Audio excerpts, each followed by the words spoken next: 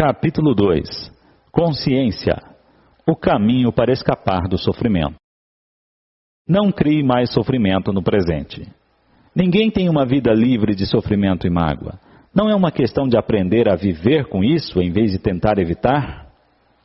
Ele se forma sozinho enquanto a mente superficial governa a nossa vida. O sofrimento que sentimos nesse exato momento é sempre alguma forma de não aceitação, uma forma de resistência inconsciente ao que é. No nível do pensamento, a resistência é uma forma de julgamento. No nível emocional, ela é uma forma de negação. O sofrimento varia de intensidade de acordo com o nosso grau de resistência ao momento atual. E isso, por sua vez, depende da intensidade com que nos identificamos com as nossas mentes. A mente procura sempre negar e escapar do agora. Em outras palavras, quanto mais nos identificamos com as nossas mentes, mais sofremos. Ou ainda, quanto mais respeitamos e aceitamos o agora, mais nos libertamos da dor, do sofrimento e da mente. Por que a mente tem o hábito de negar ou resistir ao agora? Porque ela não consegue funcionar e permanecer no controle sem que esteja associada ao tempo, tanto passado quanto futuro. E assim ela vê o atemporal agora como algo ameaçador. Na verdade, o tempo e a mente são inseparáveis. Imagine a Terra sem a vida humana, habitada apenas por plantas e animais. Será que ainda haveria passado e futuro? Será que as perguntas, que horas são ou que dia é hoje, teriam algum sentido para um carvalho ou uma águia? Acho que eles ficariam intrigados e responderiam, claro que é agora, a hora é agora, o que mais existe?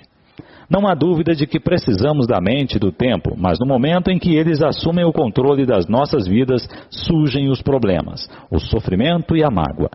Para garantir sua permanência no controle, a mente trabalha o tempo todo para esconder o momento presente com o passado e o futuro. Assim, a vitalidade e o infinito potencial criativo do ser, que é inseparável do agora, ficam encobertos pelo tempo, e a nossa verdadeira natureza é obscurecida pela mente.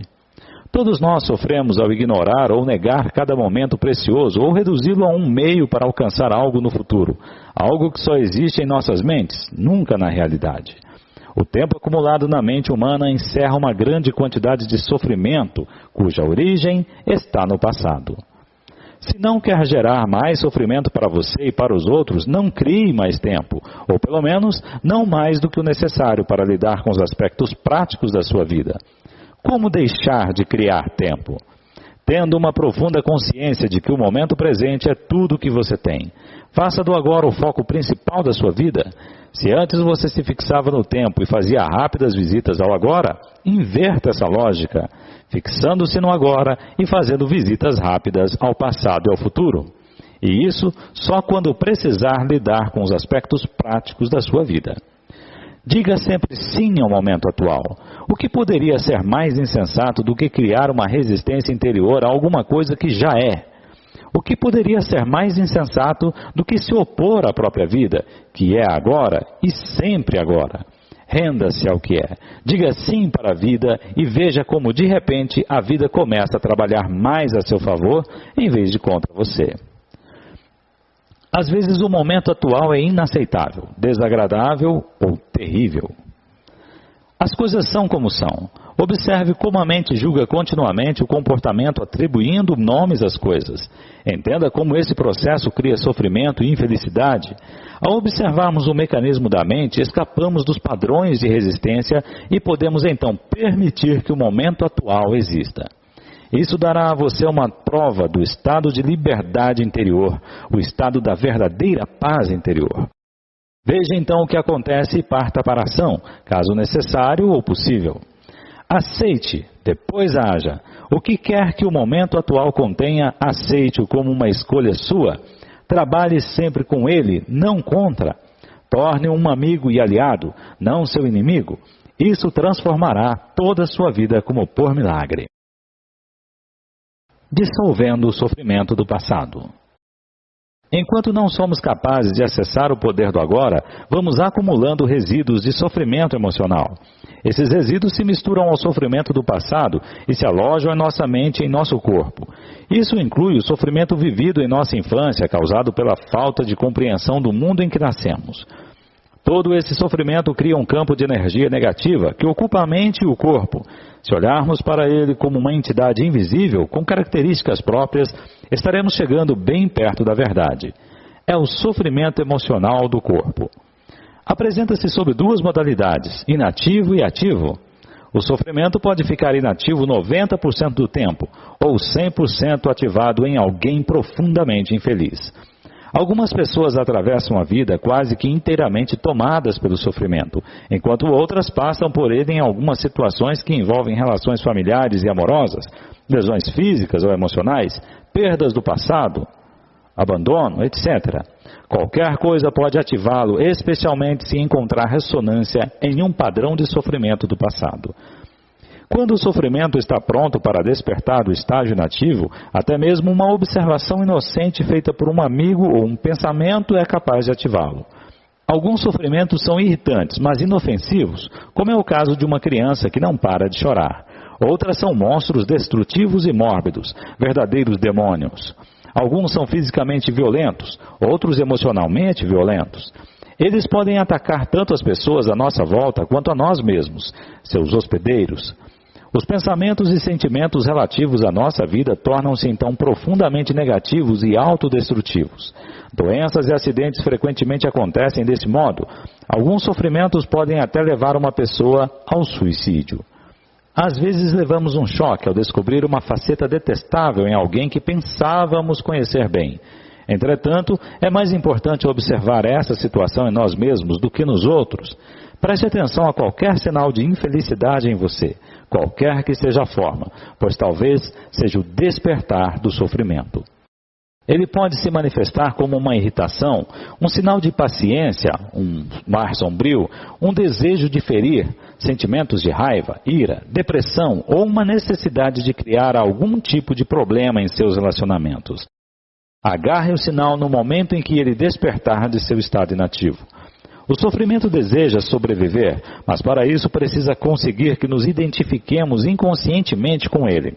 Portanto, quando o sofrimento toma conta de nós, cria uma situação em nossas vidas que reflete a própria frequência de energia da qual ele se alimenta. Quando o sofrimento nos domina, faz com que desejamos ter mais sofrimento. Passamos a ser vítimas ou perpetradores. Queremos infligir sofrimento ou senti-lo, ou ambos. Na verdade, não há diferença entre os dois. É claro que não temos consciência disso e afirmamos que não queremos sofrer, mas preste bem atenção e verá que o seu pensamento e o seu comportamento estão programados para continuar com o sofrimento, tanto para você quanto para os outros. Se você estivesse consciente disso, o padrão iria se desfazer, porque desejar mais sofrimento é uma insanidade e ninguém é insano conscientemente. O sofrimento, a sombra escura projetada pelo ego, tem medo da luz da nossa consciência. Teme ser descoberto. Sobrevive graças à nossa identificação inconsciente com ele, assim como ao medo inconsciente de enfrentarmos o sofrimento que vive dentro de nós. Mas se não o enfrentarmos, se não direcionarmos a luz da nossa consciência para o sofrimento, seremos forçados a revivê-lo. O sofrimento pode nos parecer um monstro perigoso, mas eu lhe garanto que se trata de um fantasma frágil. Ele não pode prevalecer sobre o poder da nossa presença. Alguns ensinamentos espirituais dizem que todo sofrimento é, em última análise, uma ilusão. E isso é verdade. A questão é se isso é uma verdade para você. Acreditar simplesmente não transforma nada em verdade. Você quer sofrer para o resto da vida e permanecer dizendo que é uma ilusão? Será que essa atitude livra você do sofrimento? O que nos interessa aqui é o que podemos fazer para vivenciar essa verdade, ou seja, torná-la real em nossas vidas. Portanto, o sofrimento não quer que nós o observemos diretamente e vejamos o que ele realmente é. No momento em que o observamos, sentimos seu campo energético dentro de nós e desfazemos nossa identificação com ele. Surge então uma nova dimensão da consciência. Chamam a isso presença. Passamos a ser testemunhas ou observadores do sofrimento. Isso significa que ele não pode mais nos usar, fingindo ser nosso eu interior. Então, não temos mais como realimentá-lo. Aqui está a nossa mais profunda força interior. Acabamos de acessar o poder do agora. O que acontece ao sofrimento quando nós nos tornamos conscientes o bastante para romper a nossa identificação com ele? A inconsciência cria o sofrimento. A consciência transforma o sofrimento nela mesma. São Paulo expressa esse princípio universal de uma forma linda ao dizer: tudo é revelado ao ser exposto à luz, e o que for exposto à própria luz se torna luz. Assim, como não se pode lutar contra a escuridão, não se pode lutar contra o sofrimento. Tentar fazer isso poderia gerar um conflito interior e um sofrimento adicional. Observar o sofrimento já é o bastante. Observá-lo implica aceitá-lo como parte do que existe naquele momento. O sofrimento consiste na energia vital aprisionada que se desprendeu do campo energético total e se fez temporariamente autônoma através de um processo artificial de identificação com a mente. Ela se volta para dentro de si mesma e se torna algo contrário à vida, como um animal tentando comer o próprio rabo. Por que você acha que a nossa civilização se tornou tão autodestrutiva? Acontece que as forças destrutivas da vida ainda são energia vital. Mesmo quando começamos a deixar de nos identificar e nos tornarmos observadores, o sofrimento ainda continua a agir por um tempo e vai tentar fazer com que voltemos a nos identificar com ele.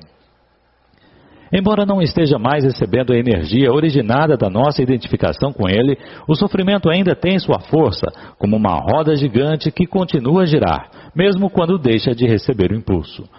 Nesse estágio, o sofrimento pode até ocasionar dores em diversas partes do corpo, mas elas não vão durar. Esteja presente, fique consciente, vigie o seu espaço interior. Você vai precisar estar presente e alerta para ser capaz de observar o sofrimento de um modo direto e sentir a energia que emana dele. Agindo assim, o sofrimento não terá força para controlar o seu pensamento. No momento em que o seu pensamento se alinha com o campo energético do sofrimento, você está se identificando com ele e, de novo, alimentando-o com seus pensamentos. Por exemplo, se a raiva é a vibração de energia que predomina no sofrimento e você alimenta esse sentimento insistindo em pensar no que alguém fez para prejudicá-lo ou no que você vai fazer em relação a essa pessoa, é porque você já não está mais consciente e o sofrimento se tornou você. Onde existe raiva, existe sempre um sofrimento oculto. Quando você começa a entrar em um padrão mental negativo e a pensar como a sua vida é horrorosa, isso quer dizer que o pensamento se alinhou com o sofrimento e que você se tornou inconsciente e vulnerável a um ataque do sofrimento. Utilizo a palavra inconsciência no presente contexto para expressar uma identificação com um padrão mental ou emocional. Isso implica a ausência completa do observador. Manter-se em um estado de alerta consciente destrói a ligação entre o sofrimento e o mecanismo do pensamento e aciona o processo de transformação. É como se o sofrimento se tornasse o combustível para a chama da consciência, resultando em um brilho de mais intensidade. Esse é o significado esotérico da antiga arte da alquimia, a transformação do metal não precioso em ouro, do sofrimento em consciência. A separação interior cicatriza e você se torna inteiro outra vez. Cabe a você, então, não criar sofrimento adicional. Resumindo o processo, concentre a atenção no sentimento dentro de você. Reconheça que é o sofrimento, aceite que ele esteja ali. Não pense a respeito, não permita que o sentimento se transforme em pensamento.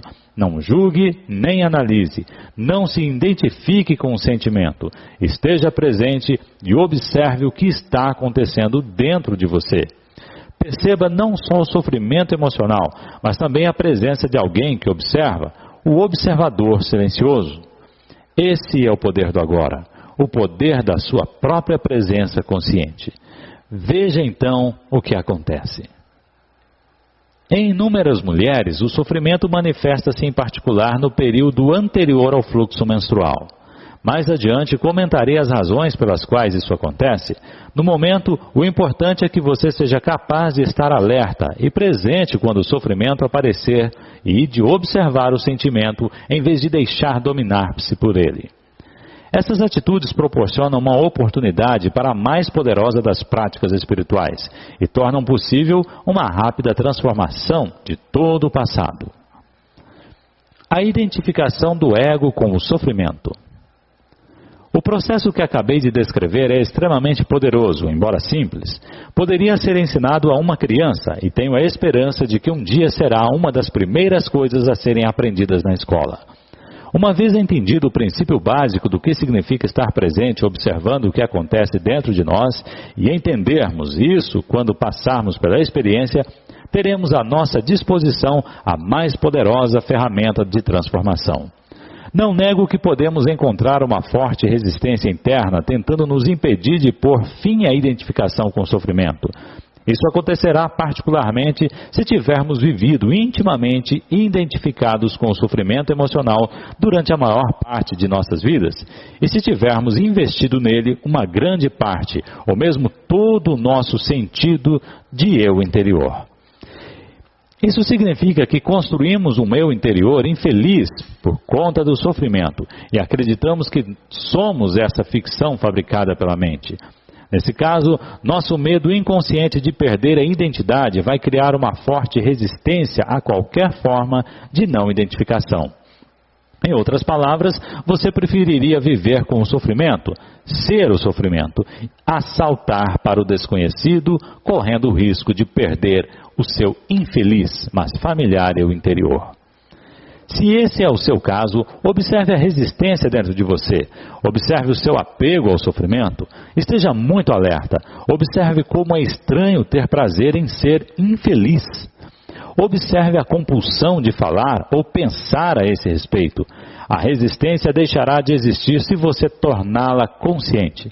Poderá então dar atenção ao sofrimento, estar presente como testemunha e iniciar a transformação. Só você pode fazer isso. Ninguém poderá fazer por você. Mas caso tenha bastante sorte para encontrar alguém intensamente consciente, se puder estar com essa pessoa e juntar-se a ela no estado de presença, isso poderá ser de grande utilidade, acelerando o seu processo. Se isso acontecer, a sua própria luz logo brilhará mais forte.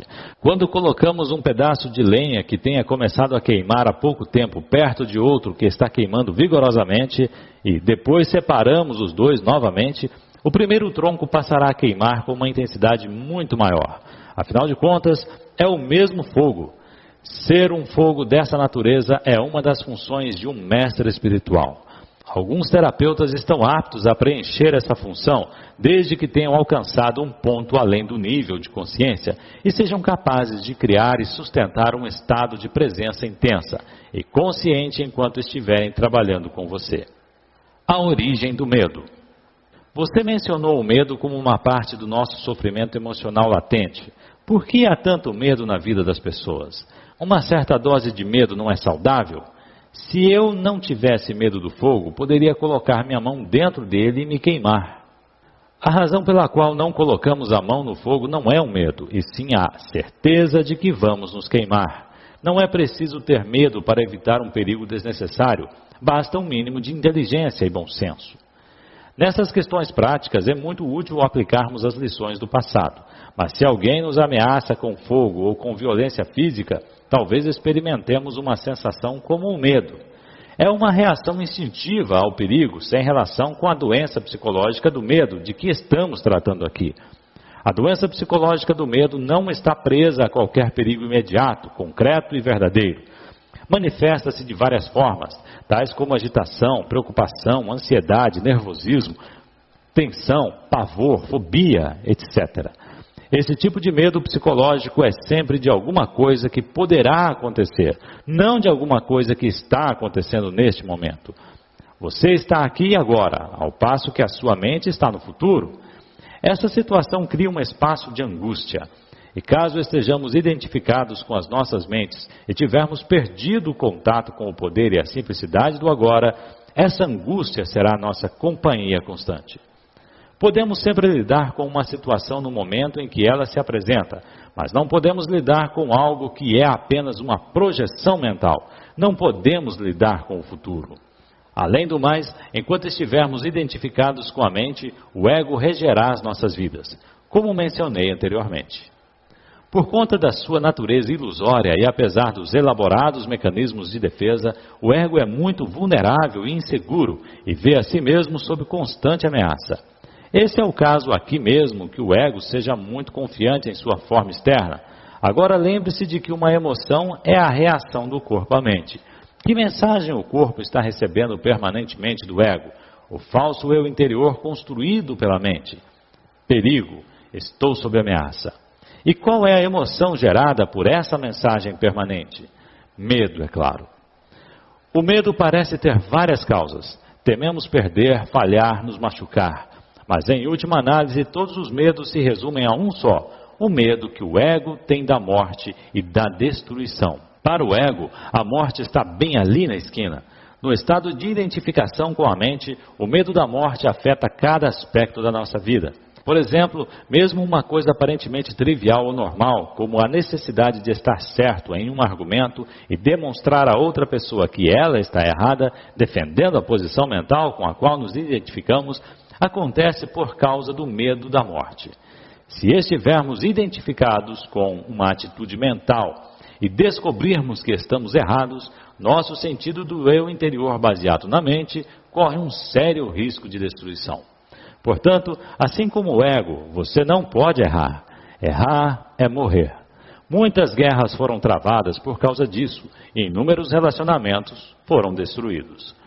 Uma vez que não estejamos mais identificados com a mente, não faz a menor diferença para o nosso eu interior estarmos certos ou errados. Assim, a necessidade compulsiva e profundamente inconsciente de ter sempre razão, o que é uma forma de violência, vai desaparecer. Você poderá declarar de modo calmo e firme como se sente ou o que pensa a respeito de algum assunto, mas sem agressividade ou qualquer sentido de defesa. O sentido do eu interior passa a se originar de um lugar profundo e verdadeiro dentro de você, não mais da sua mente. Tenha cuidado com qualquer tipo de defesa dentro de você.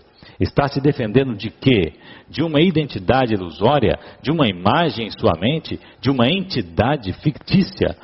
Ao trazer esse padrão à consciência, ao testemunhá-lo, você deixa de se identificar com ele. Sob a luz da sua consciência, o padrão de inconsciência irá se dissolver rapidamente. Esse é o fim de todos os argumentos e jogos de poder, tão prejudiciais aos relacionamentos. O poder sobre os outros é a fraqueza disfarçada de força. O verdadeiro poder é interior e está à sua disposição agora. O medo será uma companhia constante para qualquer pessoa que esteja identificada com a mente e, portanto, desconectada do seu verdadeiro poder, o eu profundo enraizado no ser. O número de pessoas que conseguiram alcançar o ponto além da mente é extremamente pequeno, o que nos leva a presumir que virtualmente todas as pessoas que você encontra ou conhecem vivem em um estado permanente de medo. Só o que varia é a intensidade. Ele flutua entre a ansiedade e o pavor numa ponta da escala e um desconfortável, vago e distante sentido de ameaça na outra. Muitas pessoas só tomam consciência disso quando o medo assume uma de suas formas mais agudas. A busca do ego pela plenitude. Um outro aspecto do sofrimento emocional é uma profunda sensação de falta, de uma incompletude, de não se sentir inteiro. Em algumas pessoas isso é consciente, em outras não. Quando está consciente, a pessoa tem uma sensação inquietante de que não é respeitada ou boa o bastante. Na forma inconsciente, essa sensação se manifesta indiretamente como um anseio, uma necessidade ou uma carência intensa. Em ambos os casos, as pessoas podem acabar buscando compulsivamente uma forma de gratificar o ego e preencher o buraco que sentem por dentro. Assim, empenham-se em possuir propriedades, dinheiro, sucesso, poder, reconhecimento ou um relacionamento especial para se sentirem melhor e mais completas. Porém, mesmo quando conseguem todas essas coisas, percebem que o buraco ainda está ali e não tem fundo. As pessoas veem então que estão realmente em apuros, porque não podem mais se enganar. Na verdade, elas continuam tentando agir como antes, mas isso se torna cada vez mais difícil. Enquanto o ego dirige a nossa vida, não conseguimos nos sentir à vontade, em paz ou completos, exceto por breves períodos, quando acabamos de ter um desejo satisfeito. O ego precisa de alimento e proteção o tempo todo, tem necessidade de se identificar com coisas externas, como propriedades, status social, trabalho, educação, aparência física, habilidades especiais, relacionamentos, história pessoal e familiar, ideais políticos e crenças religiosas. Só que nada disso é você. Levou um susto agora ou sentiu um enorme alívio? Mais cedo ou mais tarde você vai ter que abrir mão de todas essas coisas. Pode ser difícil de acreditar, e eu não estou aqui pedindo a você que acredite que a sua identidade não está em nenhuma dessas coisas. Você vai conhecer por si mesmo a verdade, lá no fim, quando sentir a morte se aproximar. Morte significa um despojar-se de tudo que não é você. O segredo da vida é morrer antes que você morra e descobrir que não existe morte.